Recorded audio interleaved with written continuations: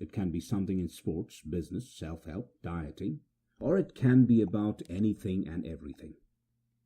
Some of the websites I used for blogs are http://www.wordpress.com and http://www.blogger.com. There are other blog sites out there to use. Blogging is a way to reach out to your fan base and show them that you are an expert about the topic. Blogging is a great way to promote your book if done right. It is talking about a topic only you know and sharing it, and you can be creative about it. Be a guest blogger. With being a guest blogger, you could share whatever skills you have on someone else's blog. You could either join Fiverr.com if you don't know anyone to blog for, or if you know someone, you could kindly ask them if you could promote your book on there. Maybe you can promote something for them and work something out. Guest blogging is a way to put your stuff on a different platform. This is another option to promote your book or promote your talent. Some people would not mind, but you would have to ask first, because some people have rules. I was blogging on someone else's site before, but they said I could not promote myself unless I talked about the topic they wanted and it was related to it. Either through your blogging or guest blogging, it is spreading the word about your brand and product you are selling. Maybe you can't promote it directly, but there is somewhere in the About section where you can promote your book. Blogging, if done right, can hit a home run. You can blog at least once or twice a week to keep up with your fan base. Many write more. As long as you do it on a consistent basis, it is good for you and good for them. In the next chapter, I will talk about the brother of blogging, podcasting.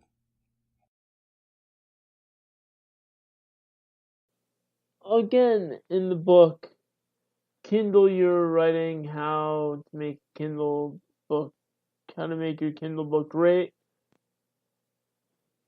by me, Joseph Evaldi. It's now in audio.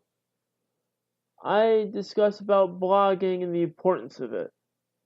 But in this section of the podcast, I'm going to discuss not only about blogging, but podcasting. Now, you have a market out there. Perhaps you want to raise a topic of concern for a book that you're writing. You want a topic to write about. You could write about a section of that book or a topic of it, and then you can market your book.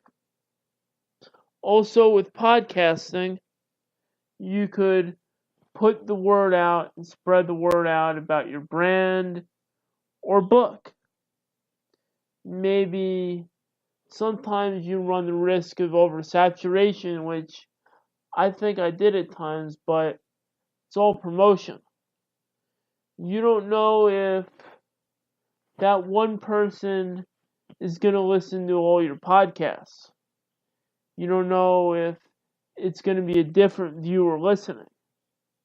So reaching out and doing whatever needs to be done with the podcasting actually helps. It's the same as blogging. I remember one time I ran a promotion where I ran many videos, which is another topic. I ran many videos and I did blogs on my financial books. Now, granted, I'm not a financial genius. Far from it. I made many mistakes. But at the time, I read from knowledge and I learned, and I wanted to share what I learned from the book. Again, I'm no master. If I was, I'd be in better shape, but I learned afterwards. And I'm building from there. But at the time, I had the knowledge to write a book. And I did. I wrote a few. See, I believe just as anything, just as finance takes time and learning, writing takes time and learning. See, when somebody says, I'm going to write a book, they don't know where to start. But they start writing. Chapter 1, Chapter 2, story unfolds. They don't know where to go, then they do research, and then they find it. They find where to go, what to do, how to find it. Then they get it in print. Let's just say a marketing company or a publishing company doesn't take them. So then what? Well, then they have to go independent.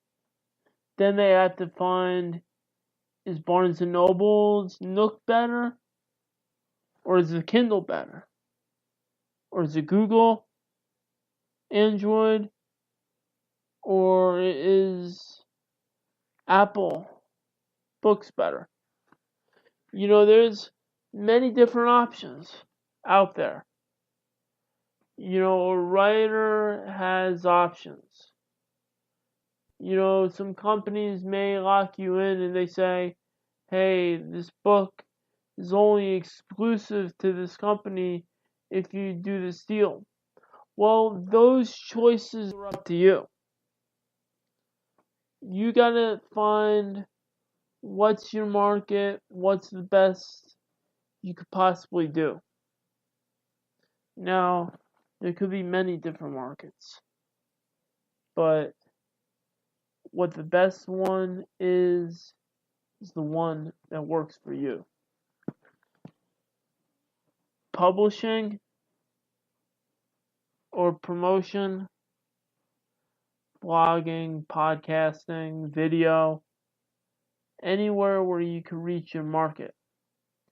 Maybe it might be a book signing in a coffee house or doing some speaking in a library. Hey, I have a book. I could talk about this topic. There's several things that can be done. Maybe you have a friend who could help with promotion. There's just several things, and selling a few books that could be done. Because the bottom line is, it's not how you could sell a book. It's what you could do for the other when you sell the book. You want to give them quality. Now, I've had the mistake before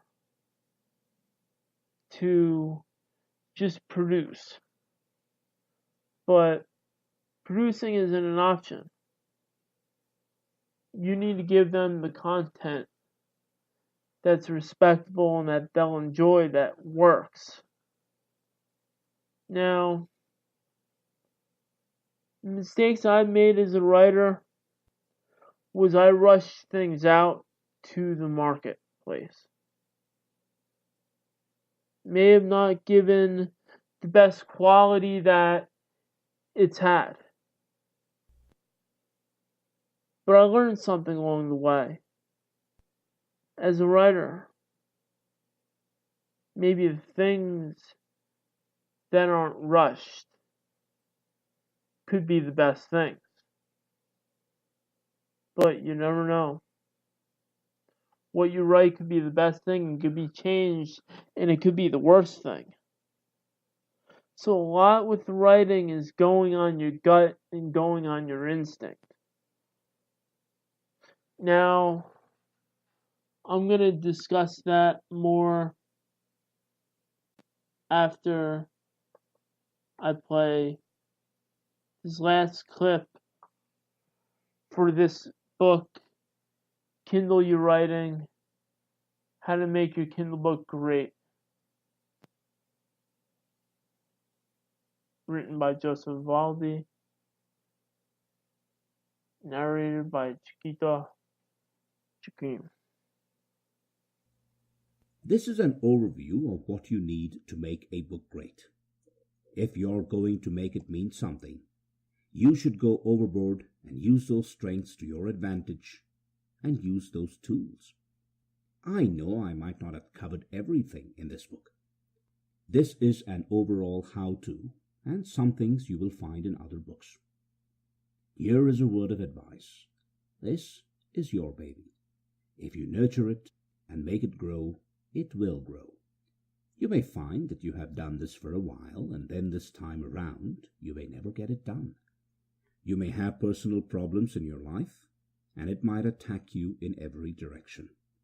With this, you might go through a breakup or a divorce.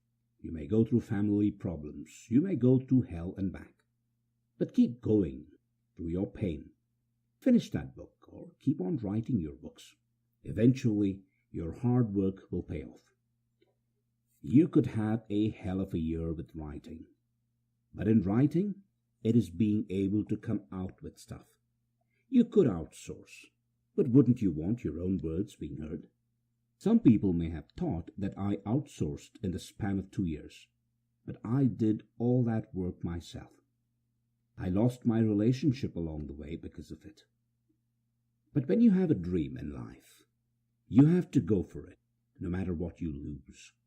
I know I was watching a Hallmark movie around Christmas time, where a woman wanted a book deal and got it, and it changed her life.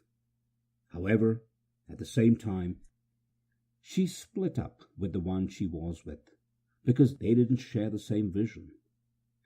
Life is like this, and if our words aren't conveyed, and even if you reach a small group of people, isn't it worth it? If you have a message to share with the world, there is a price that is there to be paid. But you go and do it. It might be hard, and there might be loss along the way. But your emotions come alive in writing. If you have a vision to make this world a better place with your writing, then do it. Life is full of change and challenges. I won't guarantee your book will be a success. It may flop, but it is worth trying and putting out there to the world. That decision is up to you to put it there. Good luck with your Amazon Kindle book. Make your Kindle book great and Kindle your writing. That was Kindle Your Writing, How to Make Your Kindle Book Great, available on Audible, iTunes, and Amazon, by Joseph Evaldi. Back in the podcast. I'm back, and it discussed about emotional hardships when you're writing. It's the fight to keep the muse alive. I was once told by a friend, Richard Andrew Olkes, of the Olkenus Network, of Volkoid Publishing. He told me that once you relax and let the muse, it will be like letting the muse flow. Once you relax, the muse will flow and it will come to you. That means, pardon my language, you gotta get all the bullshit out of the way in order for that muse to flow. He's right. Sometimes when you relax, it comes to you. But at the same time, you're going to go through emotional stuff. You're going to go through